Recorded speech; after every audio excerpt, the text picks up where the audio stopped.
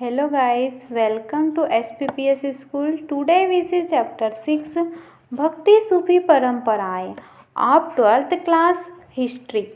Watch the video from start to end. If you like the video then please like and share. आइए हम chapter 6 भक्ति सूफी परंपराएं को solution करेंगे। ठीक है, क्वेश्चन नंबर फर्स्ट देखेंगे। उदाहरण सहित स्पष्ट कीजिए कि संप्रदाय के समन्वय से इतिहासकार क्या अर्थ निकालते हैं। ठीक है, इसका आंसर देखेंगे। विभिन्न संप्रदायों, धार्मिक विश्वासों एवं आचरणों का समन्वय लगभग 8वीं से 18वीं शताब्दी के काल की सर्वाधिक महत्वपूर्ण विशेषता थी। संप्रदाय के समन्वय से इतिहासकारों का तात्पर्य है कि इस काल में विभिन्न पूजा प्रणालियां समन्वय की ओर आगे बढ़ने लगी थी। इस काल के साहित्य एवं मूर्ति कला दोनों से ही अनेक प्रकार के देवी देवताओं का परिचय मिलता है। विष्णु, शिव और देवी की विभिन्न रूपों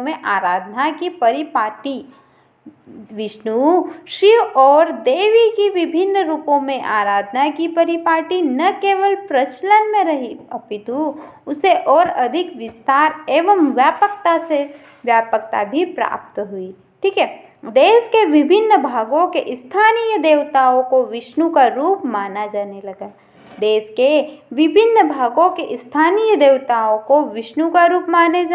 माना जाने लगा। महान संस्कृत पौराणिक परंपराओं एवं लघु परंपराओं के पारस्परिक संपर्क के परिणाम स्वरूप संपूर्ण देश में अनेक धार्मिक विचारधाराओं तथा पद्धतियों का जन्म हुआ। ठीक है, विद्वान इतिहासकारों का विचार है कि विचाराधीन काल में पूजा प्रणालियों के समन्वय के आधार में प्रमुख रूप से 2 प्रक्रिया कार्यशील थी। इसमें से एक प्रक्रिया ब्राह्मणीय विचारधारा के प्रचार से संबंधित थी। पौराणिक ग्रंथों की रचना, संकलन तथा परिसंरक्षण ने इसके प्रचार को प्रोत्साहित किया था। पौराणिक ग्रंथों की रचना सरल संस्कृत छंदों में की गई थी। ठीक है, पौराणिक ग्रंथों की रचना सरल संस्कृत छंदों में की गई थी, जिन्हें वैदिक विद्या से विहीन स्त्रियां और शूद्र भी समझ सकते थे। दूसरी प्रक्रिया का संबंध स्त्रियों, शूद्रों तथा अन्य सामाजिक वर्गों की आस्थाओं एवं आचरणों को ब्राह्मणों द्वारा स्वीकृत किए जाने तथा उन्हें एक नवीन रूप प्रदान किए जाने से था। समन्वय की इस प्रक्रिया का सर्वाधिक महत्वपूर्ण उदाहरण आधुनिक उड़ीसा राज्य में स्थित पुरी में मिलता है। ठीक है, नेक्स्ट क्वेश्चन देखेंगे। क्वेश्चन नंबर 2,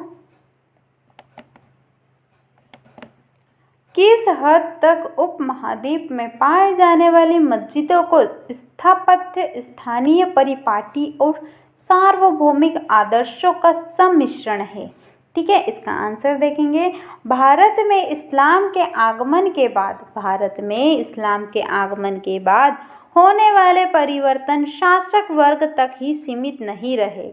ठीक है, उसने संपूर्ण उपमहाद्वीप में विभिन्न सामाजिक समुदायों अर्थात किसानों, शिल्पियों, योद्धाओं आदि सभी को प्रभावित किया। एक ही समाज में रहते रहते हिंदू मुसलमान एक दूसरे के खान पान, रीति रिवाजों, सांस्कृतिक एवं सामाजिक परंपराओं आदि की ओर आकर्षित होने लगे। ठीक है, धर्मांतरित लोगों पर भी स्थानीय लोकचारा का प्रभाव ज्यों का त्यों बना रहा। इस प्रकार स्थानीय परंपराएं एक सार्वभौमिक धर्म को प्रभावित करने लगी। ठीक है, उदाहरण के लिए इस्माइली समुदाय के लोगों द्वारा कुरान के विचारों की अभिव्यक्ति के लिए देसी साहित्यिक विद्या का सहारा लिया गया था। इसी प्रकार मालाबार तट पर बसने वाले मुस्लिम व्यापारियों ने स्थानीय मलयालम भाषा को अपनाने के साथ साथ मात्र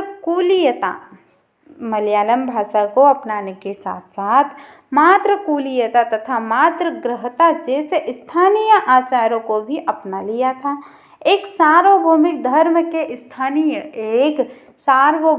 धर्म के स्थानीय परंपराओं के साथ सम्मिश्रण का संभवतः सर्वाधिक महत्वपूर्ण उदाहरण मस्जिद स्थापत्य के क्षेत्र में देखने को मिलता है। ठीक है, उपमहाद्वीप में पाए जाने वाली अनेक मस्जिदों का स्थापत्य स्थानीय परिपाटी और सार्वभौमिक आदर्शों का सराहनीय सम्मिश्रण है। ठीक है, नेक्स्ट क्वेश्चन देखेंगे। क्वेश्चन नंबर 4, चर्चा कीजिए कि अलवार, नैनार और वीरवैशोक ने किस प्रकार जाति प्रथा की आलोचना प्रस्तुत की। ठीक है, इसका आंसर देखेंगे। अलवार और नैनार संतों ने जाति प्रथा व ब्राह्मणों की प्रभुता के विरोध में आवाज़ उठाई। ठीक है, अलवार और नैनार संतों ने जाति प्रथा व ब्राह्मणों की प्रभुता के विरोध में आवाज़ उठाई। इन संतों ने कुछ तो ब्राह्मण शिल्पकार और किसान थे और कुछ उन जातियों से आए थे जिन्हें अस्पृश्य माना जाता था। ठीक है, कुछ लोग तो उन जाति से आए थे जिन्हें अस्पृश्य माना जाता था।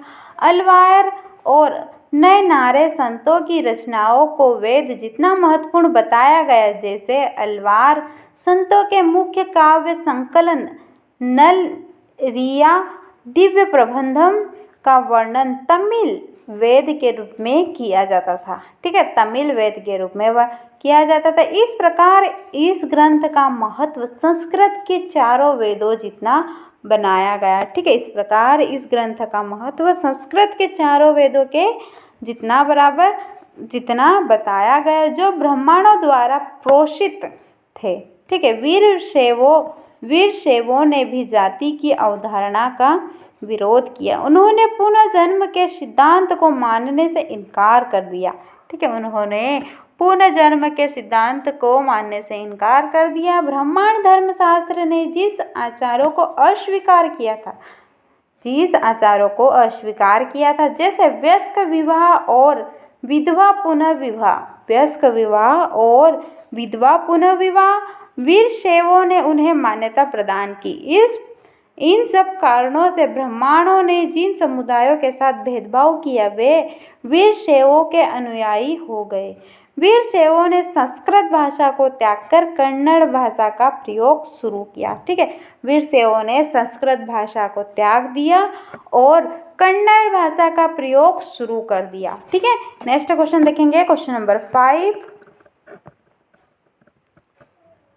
कबीर और बाबा गुरु नानक के मुख्य उपदेशों का वर्णन कीजिए।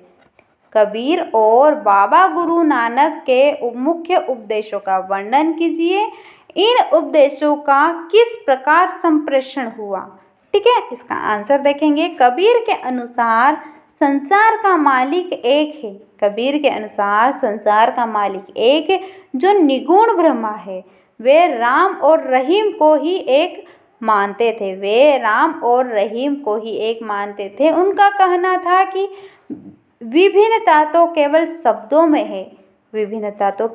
शब्दों में जिसका आविष्कार हम स्वयं करते हैं। केवल जो फूल्या फूल बिन और समदरी लागी आगी जैसी। ठीक है, अभिव्यंजनाएं कबीर की रहस्यवादी अनुभूतियों को दर्शाती है। अभिव्यंजनाएं कबीर की रहस्यवादी अनुभूतियों को दर्शाती है। वे वेदांत दर्शन से प्रभावित है और सत्य को अलग यानी कि अदृश्य, निराकार, ब्रह्म और आत्मन कहकर संबोधित करते हैं। दूसरी ओर इस्लामी दर्शन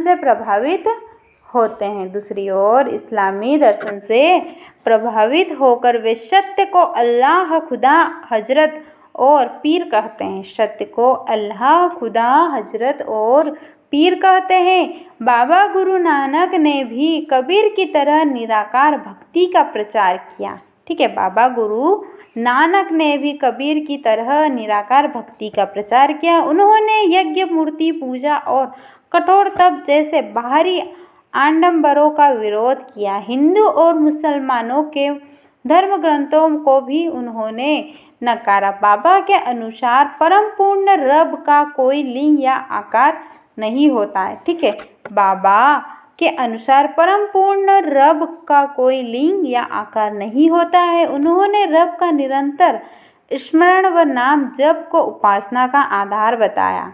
ठीक है, उन्होंने रब का निरंतर स्मरण व नाम जप को उपासना का आधार बताया। उन्होंने संगत यानी कि सामुदायिक उपासना के नियम निर्धारित किए। जहाँ सामूहिक रूप से पाठ होता था, उन्होंने गुरुपद परंपरा की भी शुरुआत की, जिसका पालन 200 वर्षों तक होता रहा। जिसका पालन 200 वर्षों तक होता रहा। जहाँ कबीर ने अपने उपदेशों में क्षेत्रीय भाषा का इस्तेमाल किया। जहाँ कबीर ने अपने उपदेशों में क्षेत्रीय भाषा का इस्तेमाल किया, वहीं गुरु नानक ने अपने विचार पंजाबी भाषा के माध्यम से सामने रखा। ठीक है, नेक्स्ट क्वेश्चन देखेंगे। Question number 7। क्यों और किस तरह शासकों ने नैनार और सूफी संतों से अपने संबंध बनाने का प्रयास किया? ठीक है, इसका आंसर देखेंगे। चोल शासकों ने नैनार संतों के साथ संबंध बनाने पर बल दिया और उनका समर्थन हासिल करने का प्रयत्न किया। अपने राजस्व के पद को देवी स्वरूप प्रदान करने और अपनी सत्ता के प्रदर्शन के लिए चोल शासकों ने सुंदर मंदिरों का निर्माण कराया और उनमें पत्थर और धातु से बनी मूर्तियां स्थापित करवाई। ठीक है, इस प्रकार लोकप्रिय संत कवियों की परिकल्पना को जो जन भाषाओं में गीत रचते व गाते थे मूर्त रूप प्रदान किया गया। चोल शासकों ने तमिल भाषा के शैव भजनों का गायन मंदिरों में प्रचलित किया। परांतक प्रथम ने संत कवि अपार शबंदर और सुंदरार की धातु प्रतिमाएं एक शिव मंदिर में स्थापित करवाई। ठीक है, इन मूर्तियों को मात्र उत्सव के दौरान निकाला जाता था। सूफी संत सामान्यतः सत्ता से दूर रहने की कोशिश करते थे, किंतु यदि कोई शासक बिना मांगे अनुदान या भेंट देता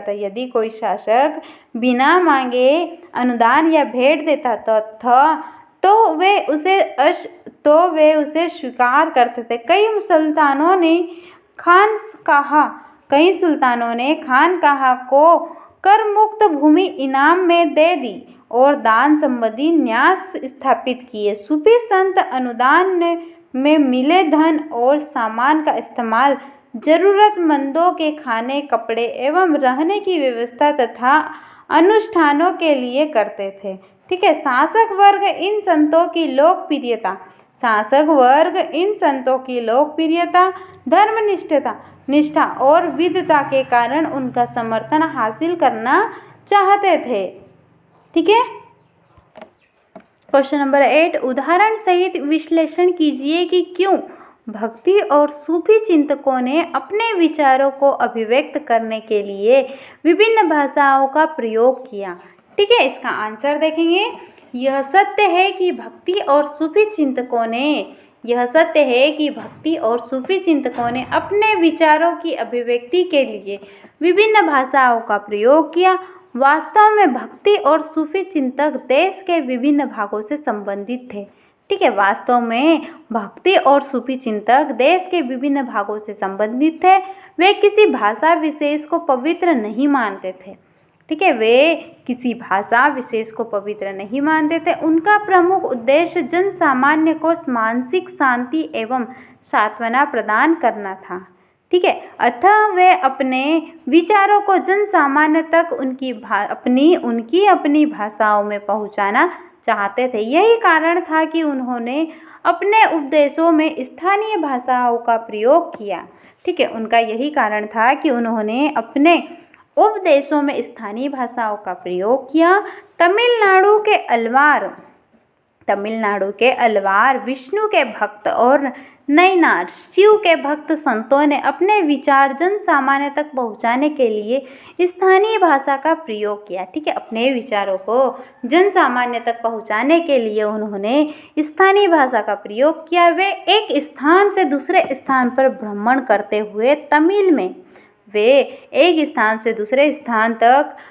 करते हुए तमिल में अपने इष्ट देव की स्तुति में भजन गाते थे। उल्लेखनीय है कि अलवार